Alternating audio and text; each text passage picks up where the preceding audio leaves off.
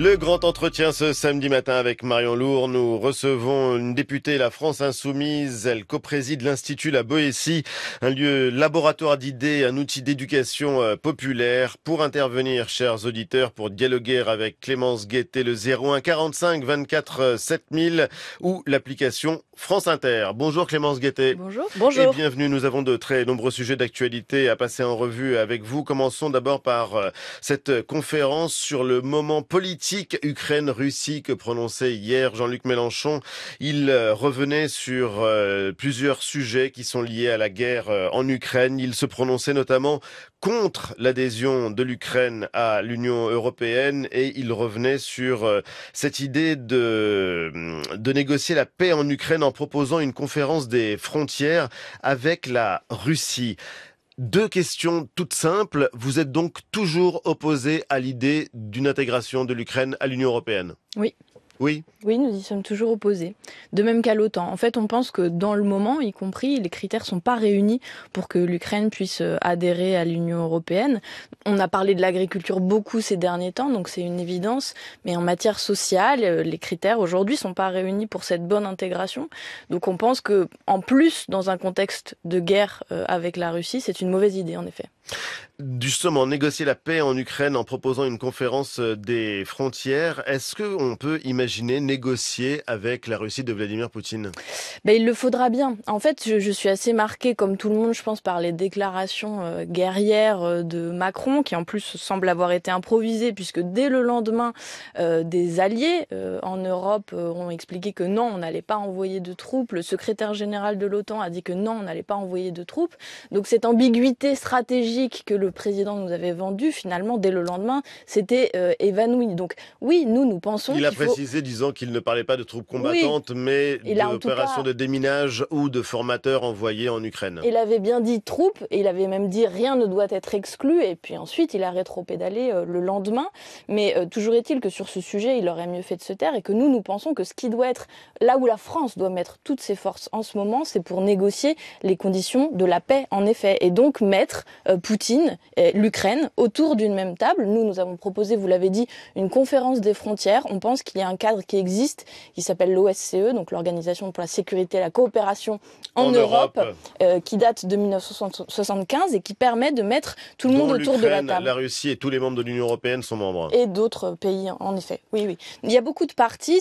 C'est le bon cadre parce qu'en fait, c'est le cadre de discussion sur la question des frontières. Et là, c'est peut-être le bon cadre, sauf que est-ce que les deux belligérants veulent négocier? Rien n'est moins sûr. Ils l'excluent en tout cas radicalement.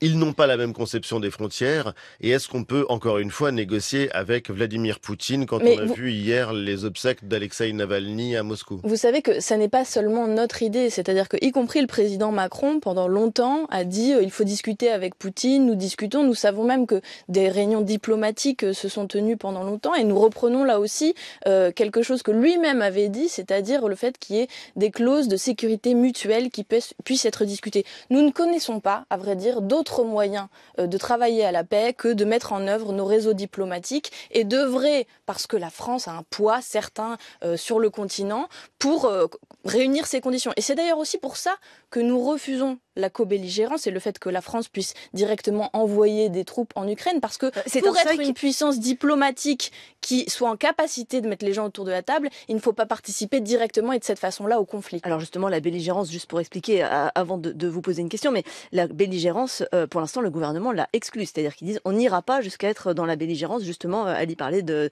formation, de déminage, donc a priori c'est exclu pour le moment.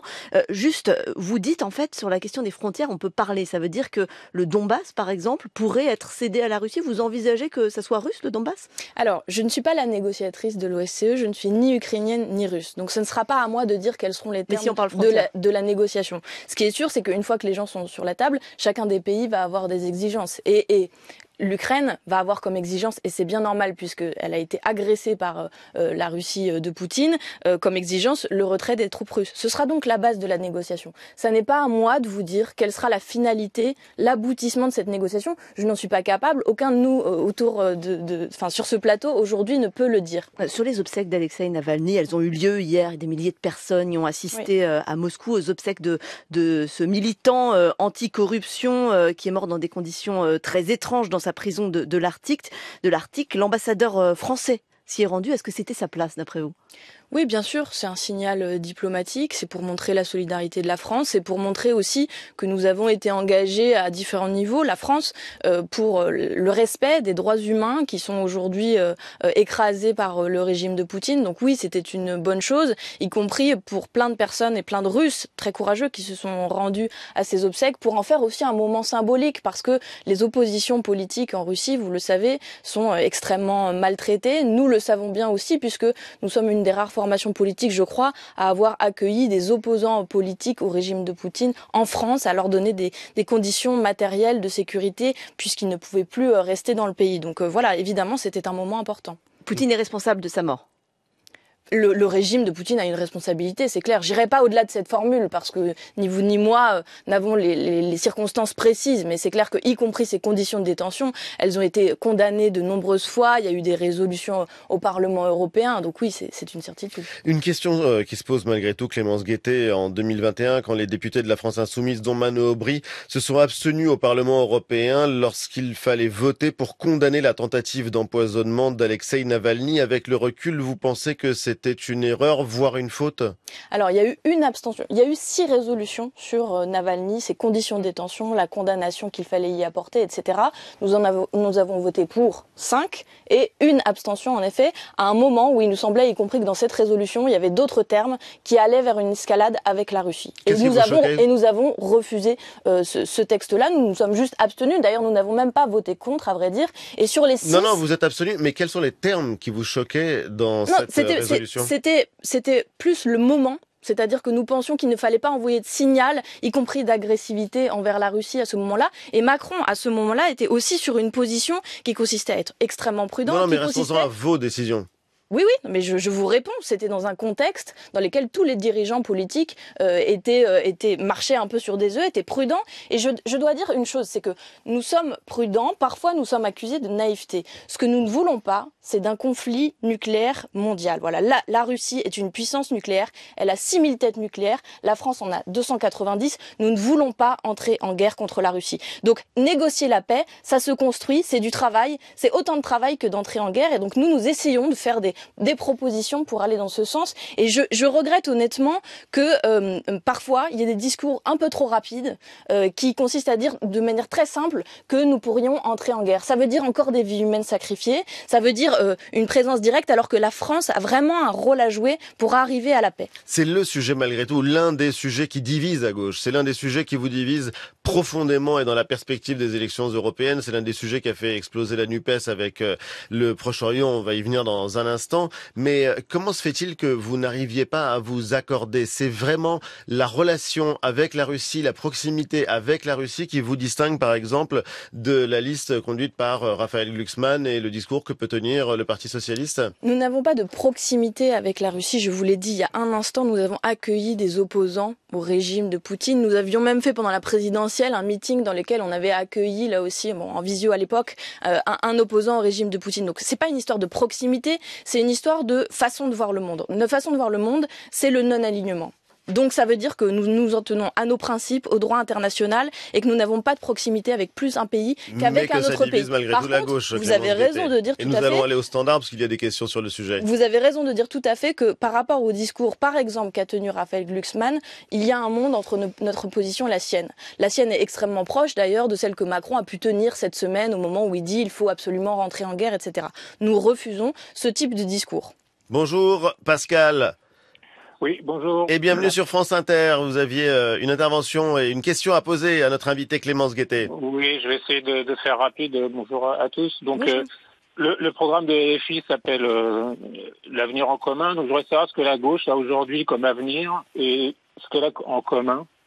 Et ce qu'elle a l'intention de faire, c'est l'intention de se réveiller pour battre le fascisme en Europe qui nous menace, malgré ce que peut penser LFI apparemment. J'aurais juste rappelé à cet égard que les armées du pacte de Varsovie sont intervenues plus souvent en Europe pour tuer l'aspiration des peuples que les armées de l'OTAN.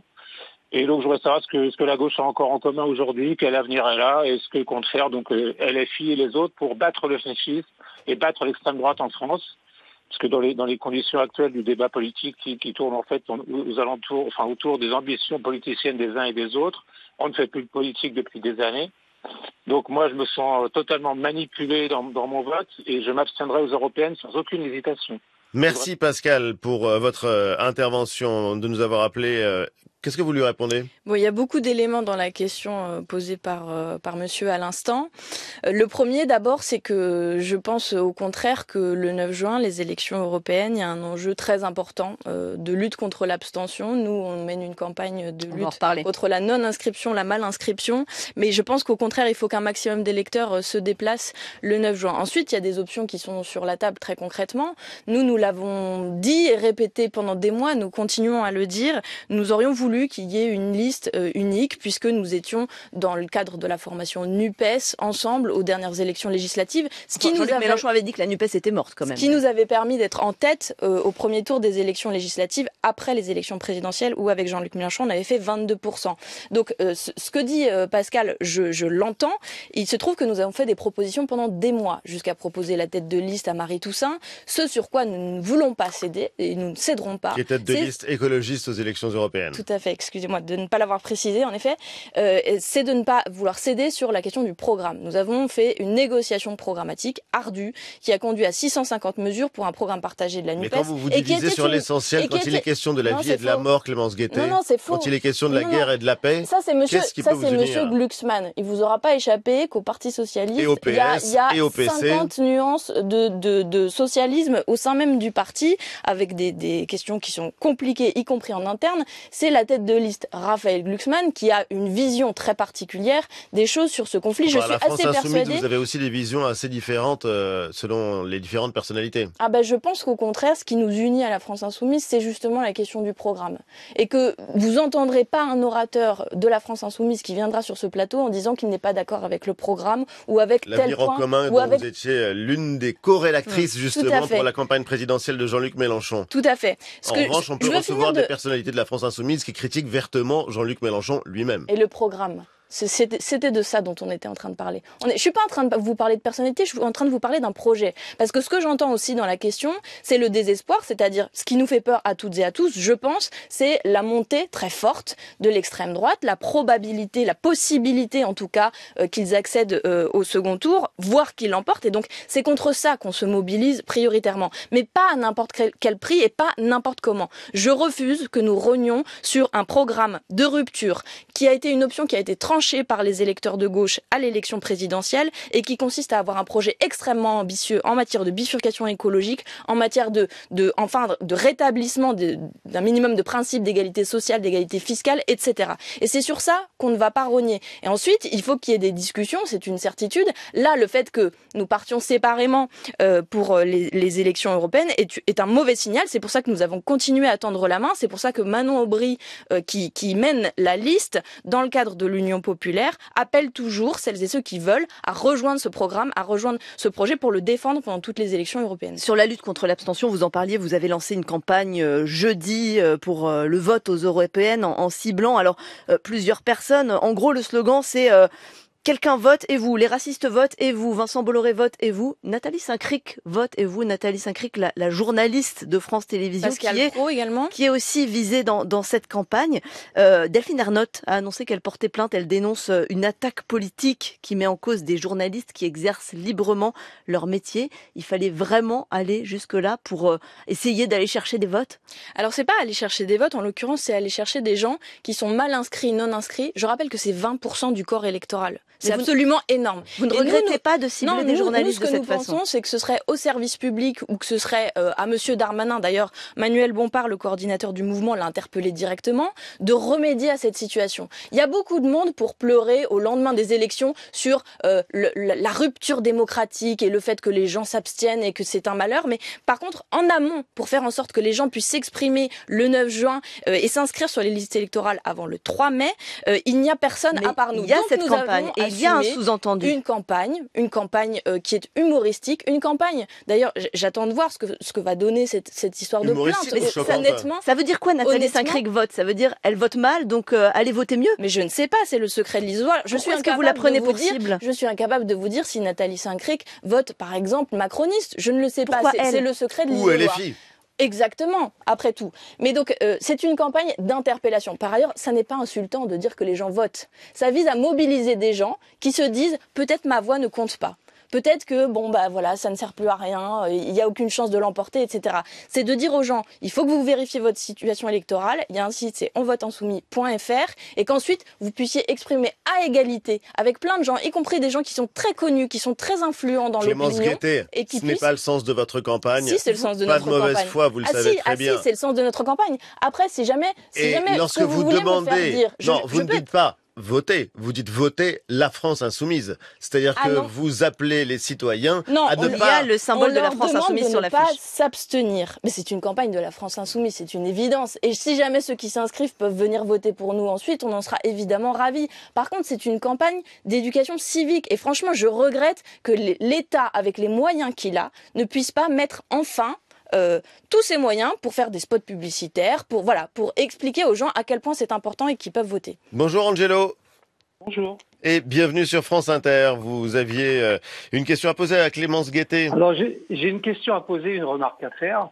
Moi, j'ai souvent voté pour la France insoumise. Je m'apprête à le refaire avec une question quand même.